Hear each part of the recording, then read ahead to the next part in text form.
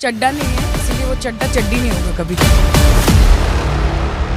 मैं कभी टीएमसी नहीं छोड़ूंगा। राजनीति में एक नियम है, नेता बदल जाए, पार्टी बदल जाए, लेकिन उसका पुराना बयान कभी नहीं बदलता। और आज यही बात सायोनी घोष पर बिल्कुल फिट बैठती दिखाई दे रही है।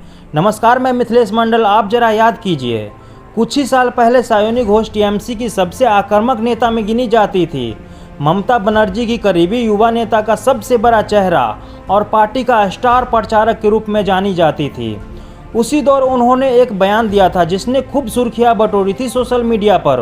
उन्होंने कहा था, मैं सायोनी घोष है ना कि वो चड्डा नहीं है, इसलिए वो चड्डा चड्डी नहीं होगा।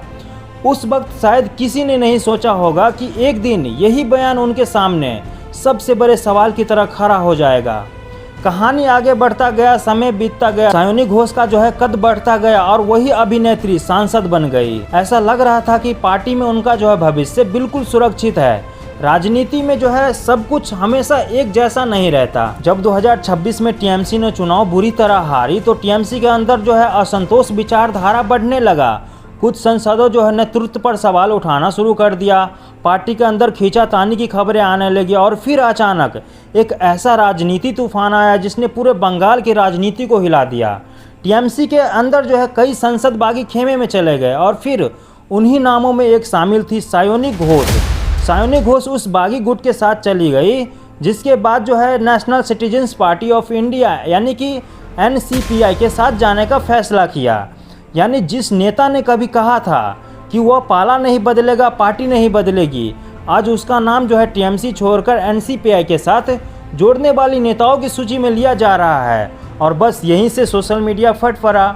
लोगों ने उनका पुरानी वीडियो निकाल लिया, पुराने बयान वायरल होने लगे, कमेंट्स आने लगे कि मैडम जी वो राघव चड्डा वाला बयान आपको याद होगा।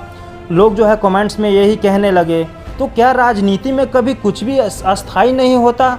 क्या सत्ता और समीकरण नेताओं की सोच बदल देता है? यानी सायोनी घोष की विरोधी अब यही कह रहे हैं कि जिस राजनीति पर कभी तंज कसा करती थी, आज वही खुद राजनीति का हिस्सा बन गई है। हालांकि उनके समर्थकों का कहना है कि राजनीति में फैसला परिस्थिति के हिसाब से लिया जाता है और किसी पार्टी के असहमत होना अलग बात है। लेकिन जनता की नज़रें में सबसे बड़ा मुद्दा कोई और नहीं बल्कि उनका वही पुरानी बयान है। क्योंकि यह कहानी सिर्फ सायोनी घोष की नहीं है, यह राजनीति की उस सच्चाई की कहानी है जहां आज की दोस्त कल विरोधी बन सकता है, आज की पार्टी कल पुरानी हो सकती है और आज का बयान कल सबसे बड़ा बोझ बन सकता है। जिस सायोनी घोष ने कभी कहा था वो चड्डा नहीं है, इसीलिए वो चड्डा चड्डी नहीं होगा कभी, इसलिए वो चड्डा चड्डी नहीं होगा।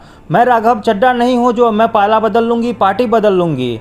आज वही सायोनी घोष टीएमसी से निकलकर एनसीपीआई के साथ खड़ी दिखाई दे रही है। अब सवाल यह है, क्या यह राजनीति मजबूरी थी?